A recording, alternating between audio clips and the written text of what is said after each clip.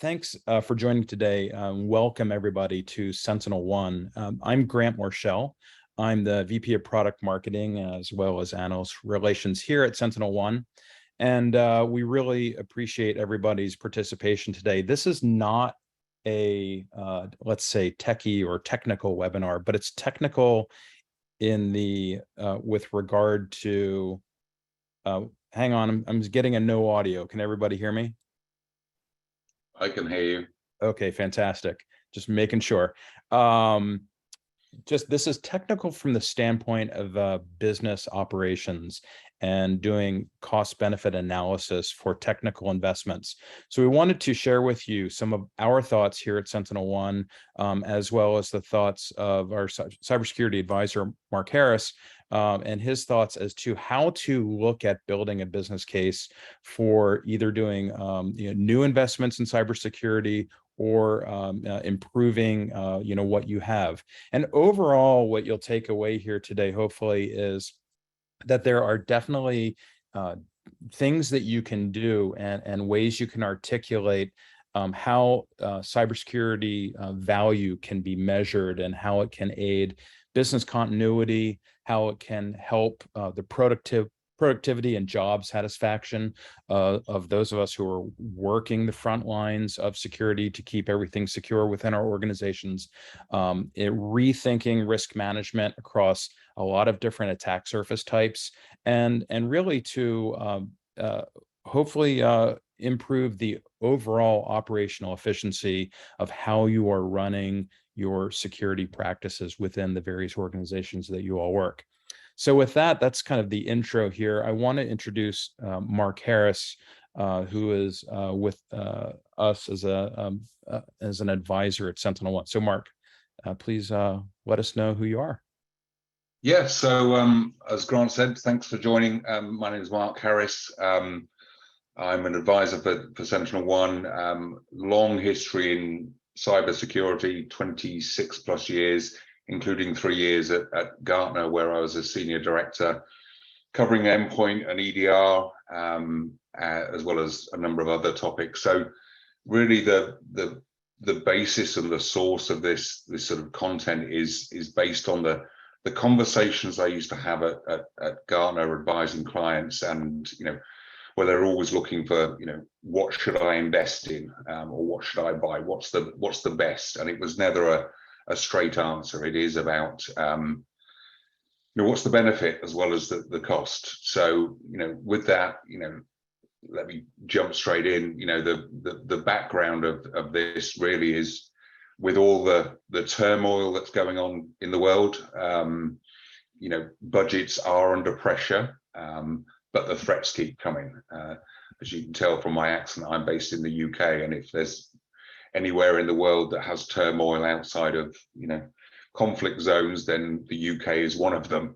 But it is a constant pressure, and you need to be getting the best, making the most of your budgets. So I'm going to throw out some stats, as you would expect. So the first is from my former colleagues at Gartner, and that is that within the IT budget, anywhere between 1% and 13% of that IT budget is spent on cyber security. So, and then, yeah. Oh yeah, go ahead and continue. I had a question about that, but go ahead, please. Okay, yeah. So, and then the other one is 88% of boards now think of cybersecurity as a business risk. That's sort of probably because of the risk of ransomware and the impact to business that cybersecurity threats now have on the whole business and so on. And the last one is 72% of organizations, and this is very relevant to what we're talking about, want to map the investment to business outcomes. So they've got to looking to work out, if I'm spending something, what's the benefit? So I did have a question on that first one. That's a pretty wide percentage. So what you're saying is that of that overall budget, there's a wide range. Like What types of industries tend to spend more versus less? I think that, in general, the highly regulated industries like financial services tend to spend a larger proportion. And then unfortunately, it's often the sort of local government, hospitals, health services, the underfunded organizations that tend to spend the least, which obviously makes them a bigger threat, or more likely to get targeted. And that really brings me to my last stat, is that according to the Verizon Data Breach Investigations Report, the average cost of a data breach is an incredible $4.5 million, which is insanely high. And wasn't the board always concerned about the risk of business risk of cyber, or has that increased? I think that has increased. Certainly there has been a trend for more IT security, cybersecurity advice coming onto boards and more expertise there. It used to be, the IT department were these strange people that lived in a cold room fixing servers and things. But I think that there is the realization now that cybersecurity and in particular ransomware is a business problem, not an IT problem. And I think that awareness has grown certainly over the past 2 to 3 years. So it is increasing. Okay, thanks a lot. So let's talk about the what we're going to talk about today. So the sort of four key things that I want to talk about is firstly, identify what's going to give you the most benefit. Where are you going to invest, and in identifying those key projects. The second, as Grant sort of hinted at, it's your staff efficiency is probably the highest priority, getting the most out of the staff you've got. And then we'll go into a bit more detail on, well, how do you do that cost benefit analysis? That sounds very technical, but it's about breaking down, based on the investment, what benefits, real or intangible, are you likely to be able to see, so that you can make sure that you're investing in the right projects and you're getting the right benefits. And then lastly, it's about investing in the future and choosing a strategic partner rather than layering on more and more tools. I mean, that was one of the things that I found during my time at Gartner was, there was a huge spectrum in, sophistication, understanding of the clients I was speaking to. It ranged from, what is EDR and why do I need it, to I've got these 6 different tools on my endpoint. They're all running into each other. Everything's grinding to a halt. Do I still need them? And there is a tendency often to keep layering on additional security tools, where actually you need to have a strategic vision of where you want to go and choose a vendor and a partner and a strategy that's going to get you there. So let's start with the sort of identifying the key projects, and you've got to prioritize where you're going to invest the money.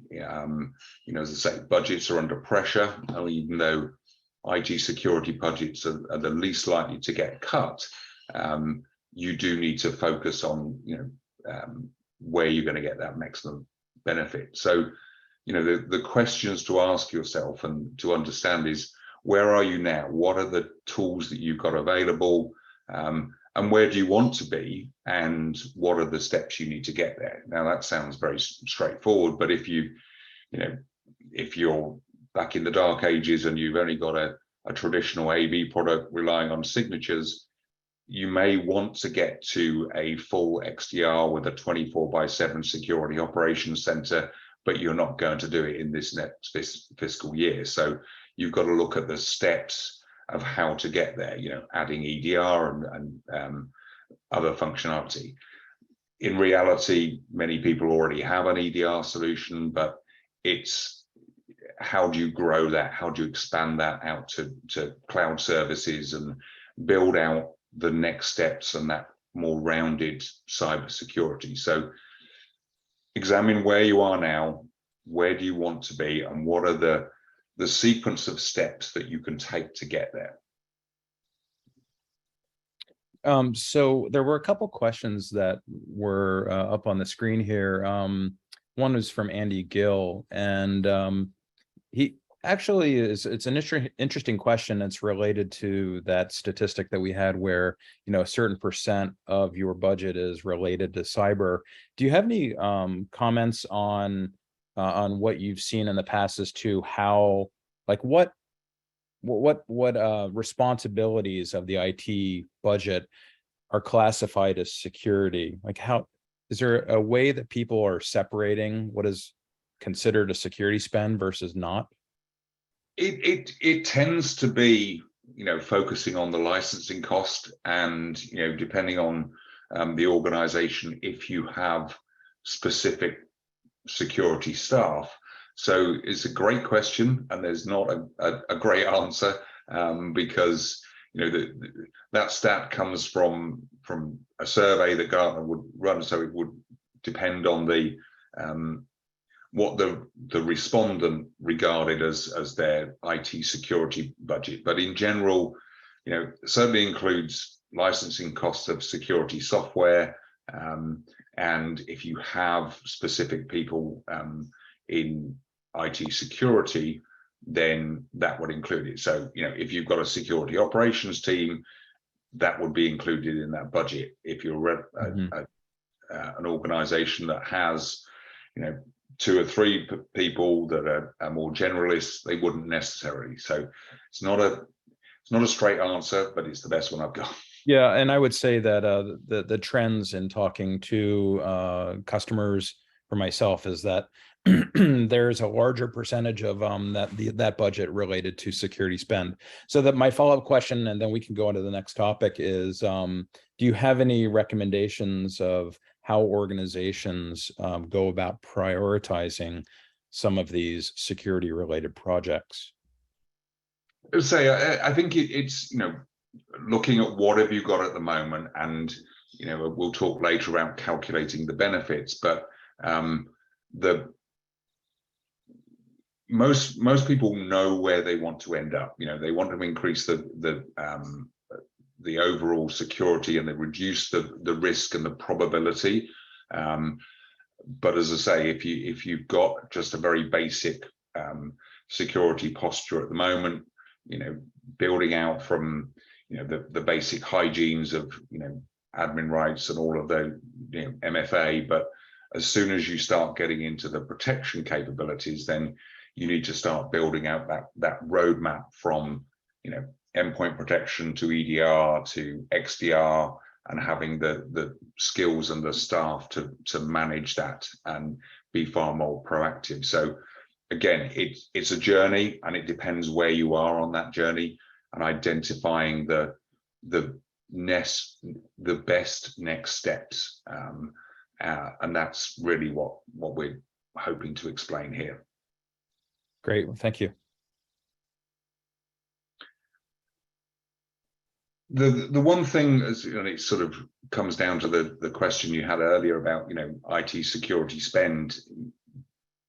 The staff are often your most valuable asset. If you have a level 3 or even a security generalist, they're valuable.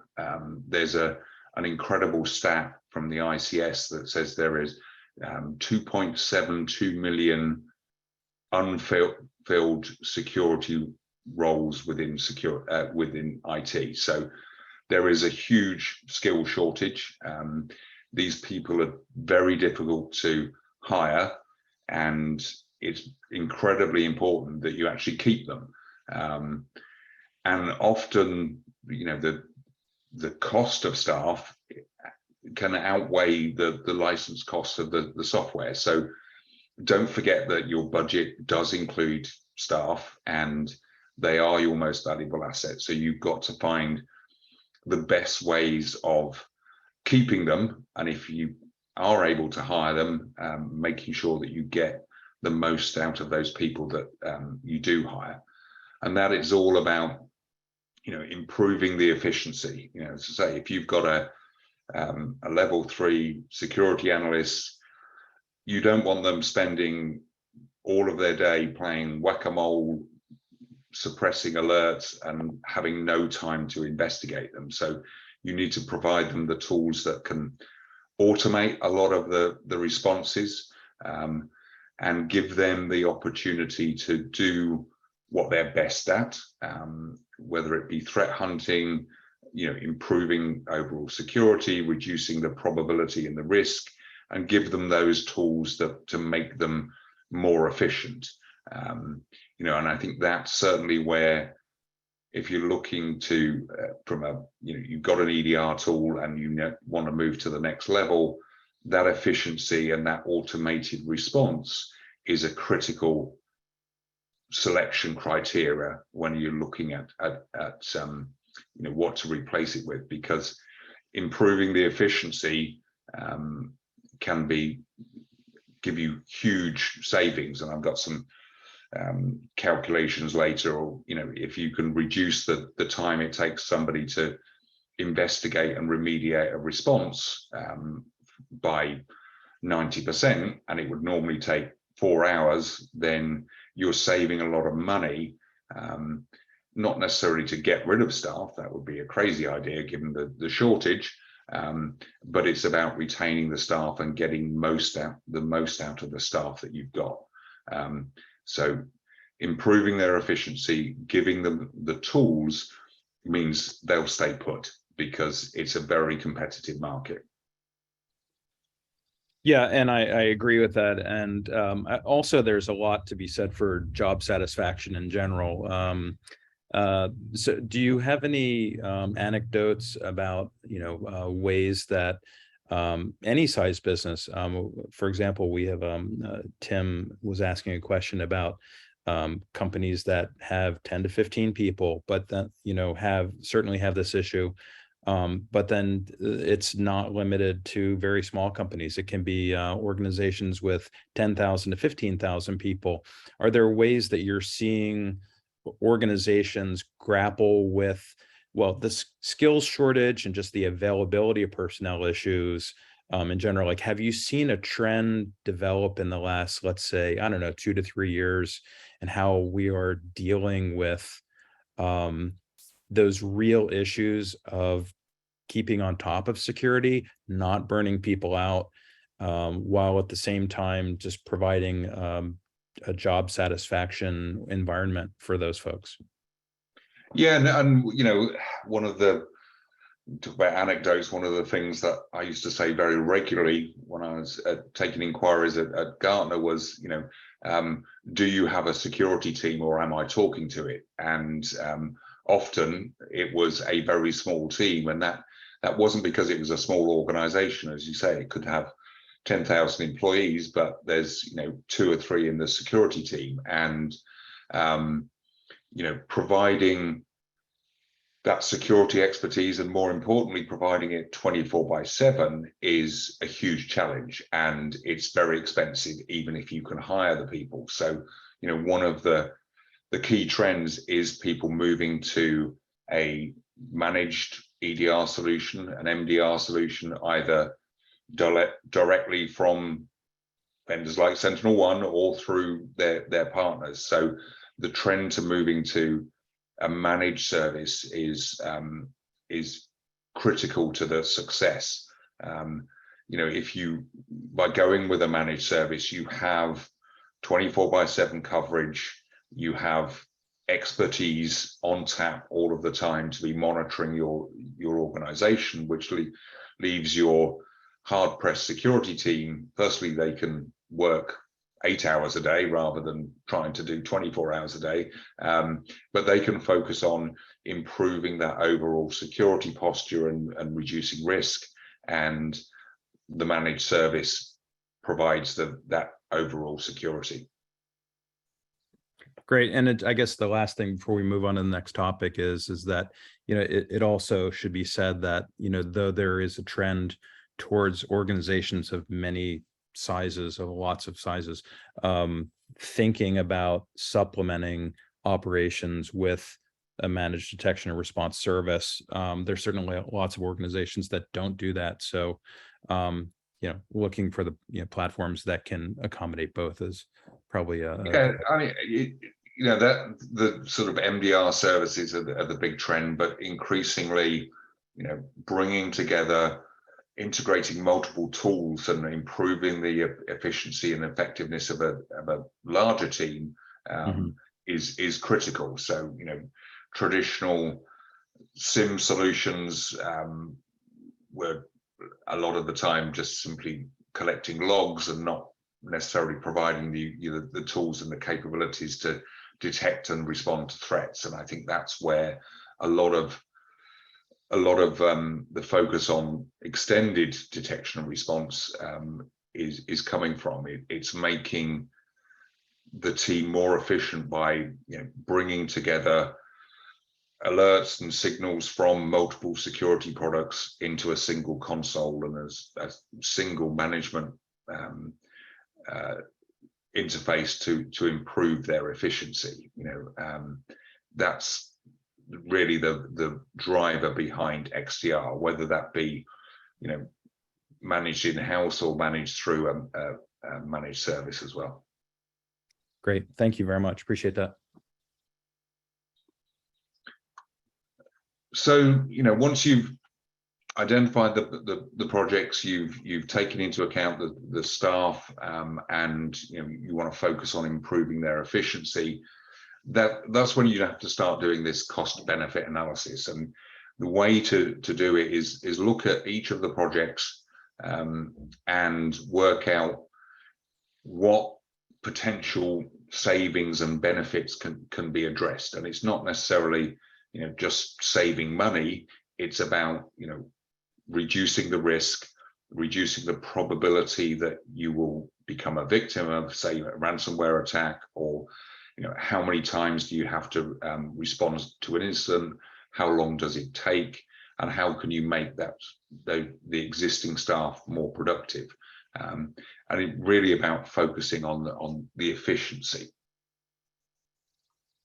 I had a question actually that is part of this. So Ricardo asked a similar sort of question a few minutes ago, and it was essentially, do you have a recommendation on how, what type of metrics cyber professionals can use and provide to the board, as part of this cost benefit analysis? Yeah, and I think this is where we sort of break it down. I will go on to my next slide. So if you look at, there it is. Yeah, there we go. If you look at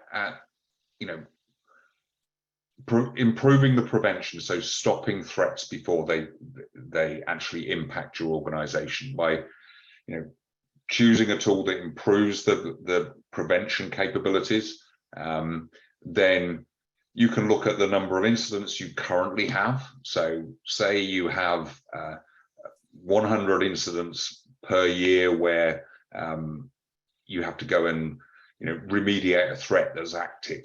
Now, if you can reduce that number of incidents by 50%, and it would normally take 4 hours to resolve an incident, then you've saved a whole bunch of hours and therefore money. And if you can reduce the time to resolve from 4 hours down to 10 minutes, there's another bunch of money that you potentially saved. So again, it's not about, if I implement this, I can reduce the number of staff. It's making your existing staff more effective, and there is a dollar amount associated with that. You can, based on the cost of an individual, a level 3 analyst, if you're reducing the amount of time from 400 hours per year to potentially 20 hours, there's a cost saving there. And then the same goes with just the resolution time. So, ignoring the prevention capabilities, just the speed with which you can resolve incidents can save significant amount of money. And also, if you've got the tools that allow you to automate that, then rather than it being a level 3, senior security professional that's doing it, if that can be done by a level 1 or a level 2 analyst, you've freed up the level 3 to do more interesting stuff. You're more likely to keep them. You're saving money in that respect as well. Can I interrupt you there? When you say, I think you're talking there about recovery, like the ultimate recovery of, let's say, I don't know, a workload running in the cloud, or maybe it's a user on an endpoint. Are you talking about manual versus automation in the recovery process there? Yeah, absolutely. I mean, when we talk about EDR, it's endpoint detection and response, and I always used to joke that for many solutions, the R is actually a lowercase r, because the response isn't actually very much. It isolates a machine from the network and gives you a console for an analyst to go and clean it up, and that's what takes the time. So the more you can automate that, and the more you can do it automatically as a response, you detect something, you isolate it, the response actions are run automatically, it's cleaned it up, it's allowed back on the network without an analyst needing to be involved. And that's where certainly products like SentinelOne had significant improvements, and there is a big difference between the different EDR tools, and certainly in that response capabilities. One of the things that I've been very impressed with SentinelOne is the response capabilities to ransomware. The detection of ransomware, it's running, it's made some changes, it's detected, it's stopped, the changes are undone, all within a couple of minutes with no interaction by the analyst, and that is a huge saving, both in terms of preventing the ransomware propagating, but also recovering from it. And what it allows is the analyst to go and find out, well, okay, the ransomware got this far, how did it get that far, and how do I hunt down whoever got into the network or how they got into it. So it improves the efficiency, reduces the time to recovery, and is far more than kick a machine off the network and give a remote console. Okay. Now, in terms of those are examples related to like core EDR mechanisms, and your example before was, it's great, you can kick a device off the network, but then how much work do you have to do to go fix the darn thing, right? And having more options at your disposal that automates and essentially gets that workload or that user running so that they don't have to send their laptop in, et cetera, right? That's great. But when it comes to XDR, we're talking about response across different types of products. And that is, I don't have a question here for that, but while we're on the topic, I'm thinking that may be of interest as well, your view on, for example, okay, so let's say there's an event that's affected, a couple of machines. Would you say an XDR response is where the EDR system can link in with, I don't know, for example, the email system to suspend email for those users temporarily, and or maybe force a re-authentication through an authentication system? Is that what we're talking about? Yeah, exactly. And the example I always used when people saying, well, what is XDR? And I like to give examples. So it's a slight variation of what you described there. You receive an email, it's got a Word document attached. You open it, it runs a script, it tries to download malware. The EDR tool detects it, removes it. What you really want to know is who else got that email? Have they opened it? And if they haven't, pull it out of their mailboxes. And that, it's a very simplistic example, but it illustrates what XDR should be doing, which is combining, events from an endpoint solution with an email solution to automatically respond and reduce the threats. There are other examples of, you mentioned or re-authenticating. If that threat was potentially due to a phishing campaign and an account takeover, then yes, you could re-authenticate, link in and change the password, and there's a whole bunch of actions that you could take. But that combining events from multiple security tools, creating a detection, and then responding across multiple security tools is the fundamentals of what XDR is. So then these inputs then are for the calculation of benefits. I think I derailed your slide delivery, but no, that's okay. Yeah. So anything else on the? Yeah, keep going. Yeah, no. The last one is, excuse me, is more about the sort of, it's harder to calculate the cost because it's about reducing the risk. So if you can detect a threat sooner, then you can reduce the amount of time the threat is active, and can you translate that into dollars saved per hour or per day based on the total cost of a data breach. So that's another metric you can use to say, well, if we do this, it gives this benefit, it costs this, and it gives us this benefit, which saves us X amount of dollars.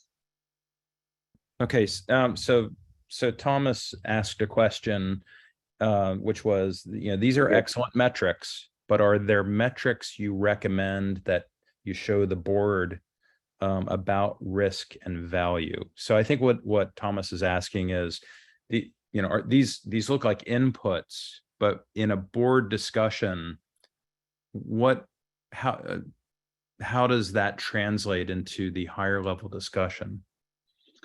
So I think it depends what the conversation you're having with the board is. If you're going to the board asking for investments, so you're looking to spend money, demonstrating the benefit and how much money that is going to save by reducing the risk and creating more efficiency and so on, that's one thing.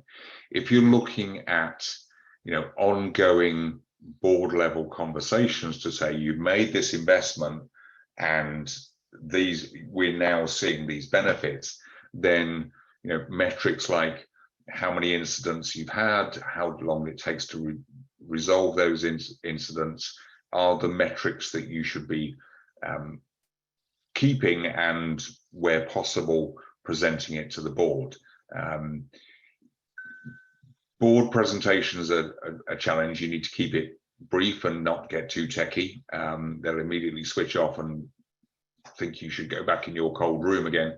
So I think you have to break it down into, we spent this money, this is what we've seen in a reduction of incidents, we've speeded up response time, it saved us X amount of dollars. So it's about, after you've done that initial cost benefit analysis and justified the cost, use the same metrics to track how you're progressing through the year or whatever. And that really is one of the key things that you have to do is when you're picking those projects, the things that you're going to tackle, they've got to be measurable and attainable. As I say, if you're at one end of the spectrum and you want to get to a fully functioning SOC, it's really expensive. You're not going to be able to show those benefits quickly. So choose the project where you can demonstrate the benefits over the next 12, 18 months, and use the same metrics that you've used for the cost benefit analysis to present it to the board. I'd like to add one more thing here, and that is I can think of numerous examples where customers have gone from a model of recovery that was highly involved the end user of the systems to making it very transparent to the end user. And that is a fantastic metric that is measurable when you look at the number of incidents and the approximate amount of time it took to resolve that incident and get to a full recovery state. And it's not just IT and security and their time that is being saved, but it's also the time of the out of commission person who has to switch to using their phone or something like that in order to just get by while the issue and the incident is being fixed. So I just and I think the productivity of staff outside of IT is another benefit that you can calculate. You know, if it was a salesperson that their machine was impacted and they were offline for 4 hours and they normally close 3 deals a day, then you've just they've only closed 1 deal and their average deal size is blah blah blah. So you can make it as complex and as go into that sort of detail as well. But staff productivity is an important aspect as well, not just IT staff but everybody else.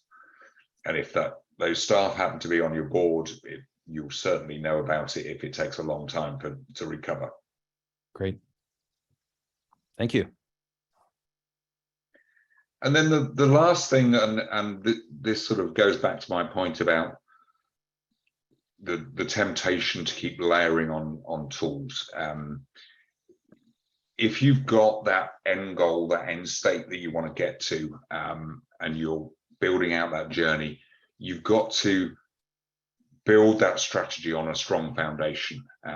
And what you don't want to do is avoid being led down a dead end by a vendor. I'm going to be rude to vendors because I'm allowed to be. You know, there is the temptation for vendors wanting to sell you everything that they've got. And you have to be careful that you don't fall into that trap of, well, if I buy more, it will be cheaper, because it won't. You know, are they the right tools? Is it the right direction? Does it fit your strategy? So you need to choose a vendor that allows you to make the most of what you've got at the moment, and build you on and go with you on that journey. So there's this whole trend of vendor consolidation, you know, reducing the number of vendors you work with, and a lot of you know, again, it was a top trend at Gartner last year, I think, was vendor consolidation. But vendor consolidation can mean many different things.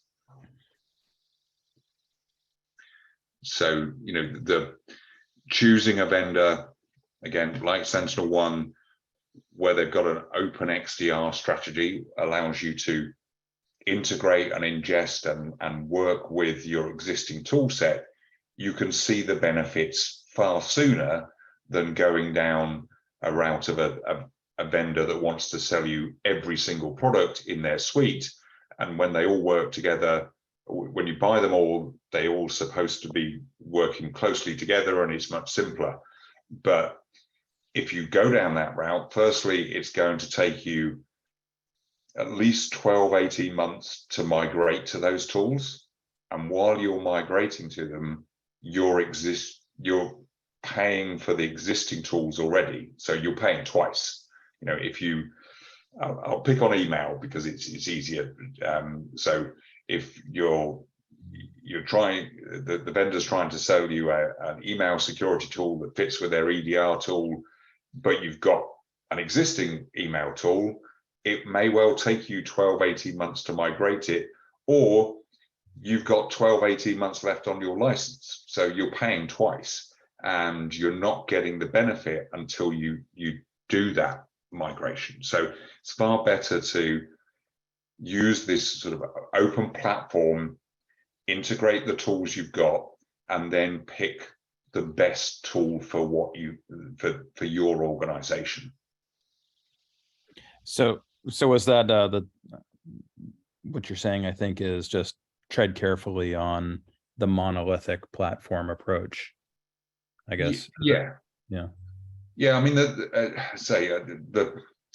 cybersecurity industry is littered with consolidation and complete platforms. It sort of goes in trends. One of the vendors I used to work with, they have this IT tools and security tools all in one big platform, and then they disintegrated again. And when if you're not careful, you go down this route of single vendor with this huge monolithic platform. What if they decide that this small capability that you rely on is no longer a priority for them? And all of a sudden you've got this huge license cost, this huge monolithic application, and you've got to try and fill a gap with something else. So it's far better to build on something that can integrate with your existing tools, get the benefit sooner, and then move down that direction and choose, I won't say best of breed, I think it's best of the best choice, because it depends very much on your organization, who you are, what you're doing, but it allows you the opportunity to choose the tool that fits your needs best, rather than the one being forced upon you by the big sort of monolithic platform. Great. Good info. So really, that's the crux of it. Identify achievable goals so that you can track progress, show that you've made the right choice, make yourself look good.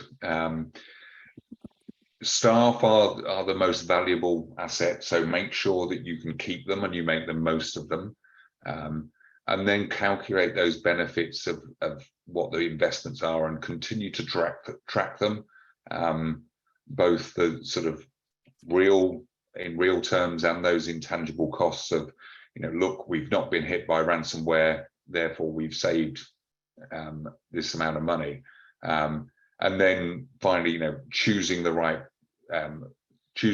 partner to work with you and build out that roadmap to where you want to go, and rather than sort of forcing you down a particular path. So that's my bit. Hopefully that's been helpful. But I know we've got some assets coming up and a note that I've written, a white paper. Yep. Let me go over that really quick, and then we'll wrap up with any final questions. So let me go ahead and share my screen. Okay. And I think, let's see, we can do the slideshow. So essentially, folks, early next week, we'll be pushing out an email to everybody who attended with some links to some assets that are related to what we were talking about today. The first thing that we're going to, that may be of interest to you is like more the long form text and explanations of some of the things that we discussed today, such as, what are some of the key issues regarding driving, better business continuity, especially with folks migrating to cloud workloads. What are the key issues for discussion with your board with regarding to, retaining employees and productivity, job satisfaction overall? What are some ways that you can rethink risk management across all of these different attack surfaces, whether they are mobile devices or traditional endpoints, servers, Linux boxes, Kubernetes workloads? How can you do that in a more efficient, centralized way in order to derive a benefit. And really, a little tongue in cheek here, but how can you hack your security operations a little bit better for more operational efficiency, and really for more peace of mind? So we have a nice white paper that we'll be sending out. I think this is a US holiday weekend coming up for some people. So we're going to go ahead and send this out probably in the Tuesday timeframe to you. The other thing that you'll be interested in is a value model, which we will have on our website. And essentially it provides a way to do a thumbnail sketch using organization size, the number of analysts you employ, how many incidents are you experiencing on an annual basis? What is your estimated resolution time to take care of each of those incidents? And overall, what is your cloud footprint and your traditional endpoint footprint?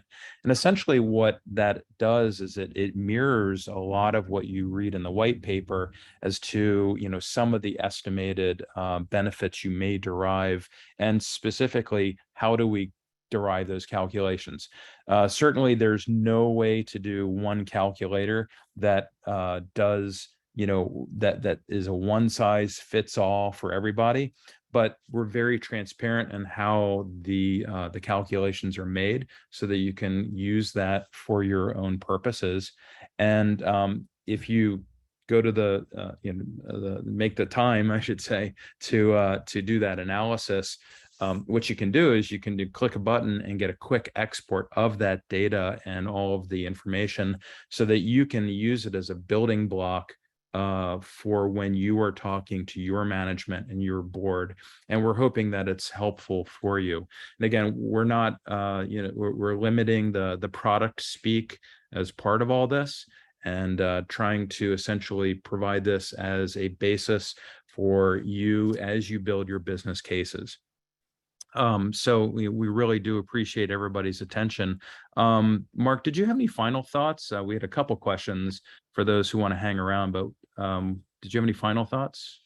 Yeah, I think the key is, about working out what the benefit is, and too often that's not considered. It's all about the cost and how can I make it cheaper, without understanding what those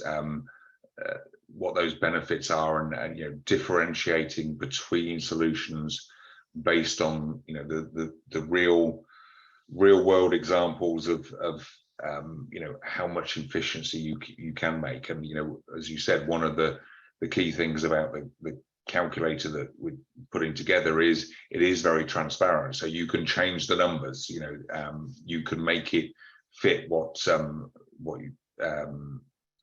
your organization is. So it really is about, don't just think about the cost, think about how you measure those benefits.